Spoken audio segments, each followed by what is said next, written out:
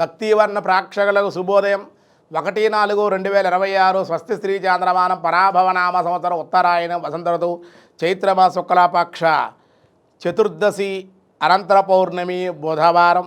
చతుర్దశి ఉదయం 6:28 వరకు పౌర్ణం పూర్తిగా ఉంది. రాత్రిగల పౌర్ణమి ఈరోజే. నక్షత్రం ఉత్తరా నక్షత్రం సాయంత్రం 3:48 వరకు. వర్జం రాత్రి 12:33 2:13 వరకు. దుర్ముహూర్తం ఉదయం 11:39 12:27 వరకు. సూర్యోదయం 5:59, సూర్యాస్తమయం 6:08.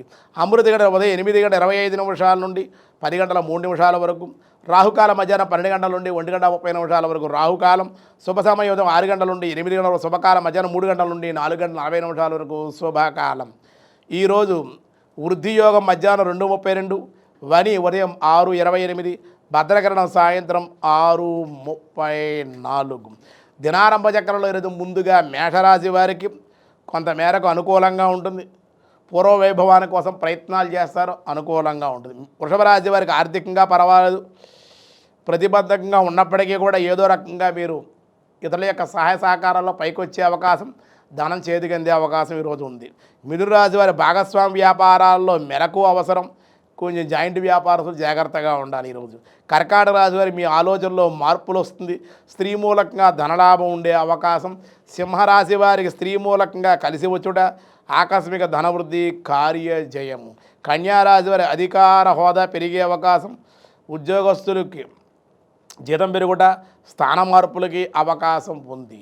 అలాగే తులారాశి వారి సంతానం గురించి దిగులు పడుట, అనుకోని ప్రయత్న లాభాలు. వృశ్చిక రాశి వారికి లాభ నష్టాలు అధిగమించి మనోనిర్భరతతో దృఢంగా ముందుకు వెళ్ళే అవకాశాలు. ధనస్సు రాశి వారి ప్రయాణాలు అధికంగా ఉంటాయి, శారీరకంగా ఒత్తిడి కూడా పెరిగే అవకాశం. శ్రమ అనంతర లాభాలే ధనస్సు రాశి వారు ఉండే అవకాశం ఉంది.